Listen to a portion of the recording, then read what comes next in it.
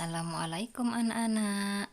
Kali ini Bu Eka akan menjelaskan tentang tema 1, pertumbuhan dan perkembangan makhluk hidup, subtema 1, ciri-ciri makhluk hidup di pembelajaran kelima. Disimak ya. Nah, sebelum ke pembelajaran 5, Bu Eka akan bertanya kembali kepada kalian. Apa sih ciri-ciri makhluk hidup? Nah, Bu Eka ingatkan, ciri-ciri makhluk hidup yaitu yang pertama, makhluk hidup bernafas. Yang kedua, makhluk hidup bergerak. Yang ketiga, makhluk hidup tumbuh dan berkembang. Yang keempat, makhluk hidup butuh makan dan minum. Yang kelima, makhluk hidup berkembang biak. Dan yang terakhir, yang keenam, makhluk hidup peka terhadap rangsangan. Baik anak-anak, sekarang kita akan mempelajari pembelajaran kelima. Sudah siap semuanya? Baik, disimak ya penjelasan Bu Eka. Di pembelajaran kelima, kalian perhatikan gambar tersebut. Ada gambar berseri ya, dari gambar 1 sampai gambar ke-4. Nah, kalian amati apa yang sedang dilakukan. Anggap saja namanya Budi, Doni, dan Rio. Anggap saja itu ya namanya. Nah, mereka sedang bermain apa anak-anak? Ya, mereka sedang bermain pasir. Nah, di gambar pertama ada Budi. Ada Budi yang sedang memegang cacing. Terus di gambar kedua mereka akan makan. Nah, di situ ada Doni yang sedang mencuci tangan. Sedangkan Budi langsung makan. Di gambar ketiga, ketika mereka makan, si Budi sedang merasakan sakit perut. Sepertinya Budi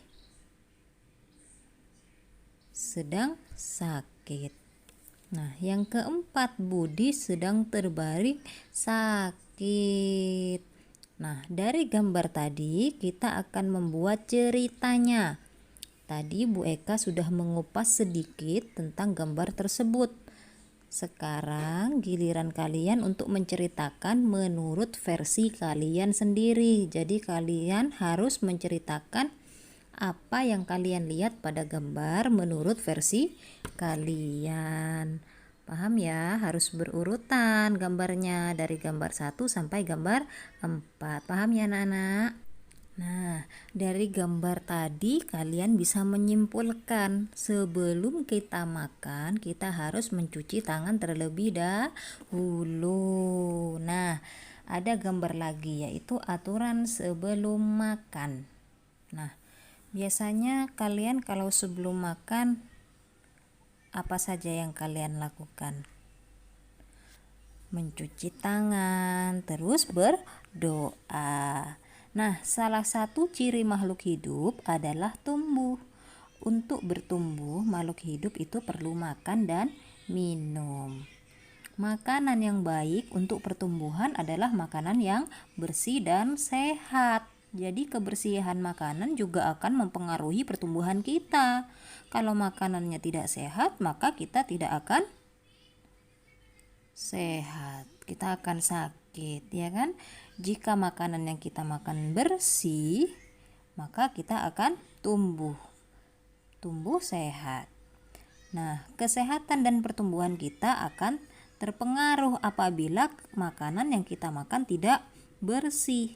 Nah, salah satu cara untuk menjaga makanan agar tetap bersih adalah dengan cara menutup makanan. Hal ini perlu dilakukan agar makanan tidak dihinggapi lalat atau hewan lain. Nah, makanan dapat menjadi tempat lalat bertelur yang dapat mengakibatkan makanan menjadi kotor. kotor. Paham ya? Jadi makanan yang tidak ditutup akan menjadi tempat lalat bertelur, nanti akan menyebabkan makanan menjadi kotor. Jadi makanan harus ditutup ya. Selain menjaga kebersihan, kita juga harus berdoa sebelum makan. Nah, berdoa itu gunanya untuk berterima kasih atas karunia yang sudah diberikan Tuhan, yang diberikan Allah ya. Makan juga harus sesuai kebutuhan, menjaga kebersihan makanan, serta berdoa sebelum dan sesudah makan merupakan contoh sikap bersyukur. Nah, di pembelajaran ketiga, waktu itu Bu Eka menjelaskan, sikap bersyukur itu merupakan pengamalan sila berapa anak-anak? Ya, pengamalan sila pertama Pancasila, yaitu ketuhanan yang Maha Esa. Nah, jika kita sudah makan sesuai kebutuhan, terus menjaga kebersihan, serta berdoa sebelum dan sesudah makan, berarti kita sudah melaksanakan sila pertama Pancasila. Berdoa juga menunjukkan sikap berterima kasih kepada Tuhan. Selalu berdoa sebelum dan sesudah melakukan kegiatan itu juga merupakan contoh pengamalan sila pertama Pancasila. Nah, siapa di antara kalian yang sudah mengamalkan sila pertama Pancasila? Yang sudah membaca doa sebelum dan sesudah makan? Siapa yang sudah mengamalkan sila Pancasila? Kalau kalian sudah mengamalkan sila pertama Pancasila, kalian anak hebat. Paham ya anak-anak? Nah, di gambar berikutnya ada salah satu gambar. Yang pertama ada peternakan sapi, ada gambarnya susu, ada gambar pabrik ya, pabrik pengolahan susu. Terus ada seorang yang sedang memerah susu sapi. Nah, susu sapi itu adalah salah satu contoh makanan yang sangat baik untuk kesehatan. Beberapa perusahaan itu memproduksi susu sapi dalam bentuk kemasan kotak siap saji agar mudah dikonsumsi. Nah, berikut ini adalah jumlah susu kemasan kotak yang dapat dihasilkan oleh beberapa perusahaan. Yang pertama, ada perusahaan A. Jumlah susu kemasan yang dihasilkan per bulan ada 1.200 kotak. Yang kedua, perusahaan B. Jumlah susu kemasan yang dihasilkan per bulan ada 3.000 kotak. Yang ketiga, perusahaan C. Ada 4.800 kotak.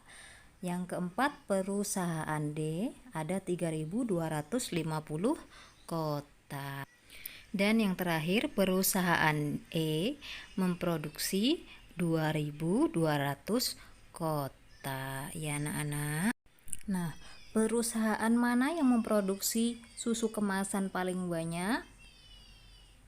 Nah, benar, perusahaan C yang memproduksi susu kemasan paling banyak, yaitu 4.800 kotak. Yang paling sedikit mana anak-anak?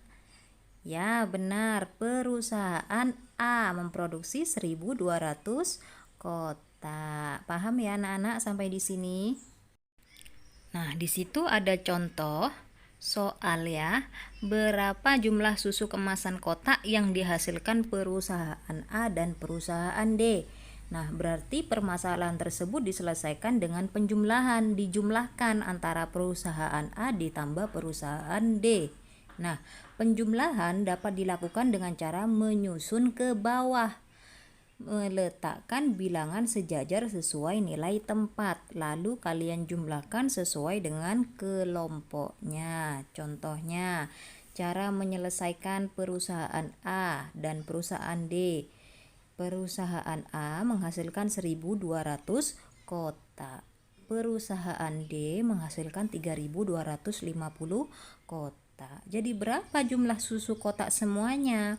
Berarti kalian harus menjumlahkan 1.200 ditambah 3.250. Nah, kalian susun ke bawah. Jadi, setelah ditambahkan menghasilkan 4.450. Paham ya anak-anak sampai di sini?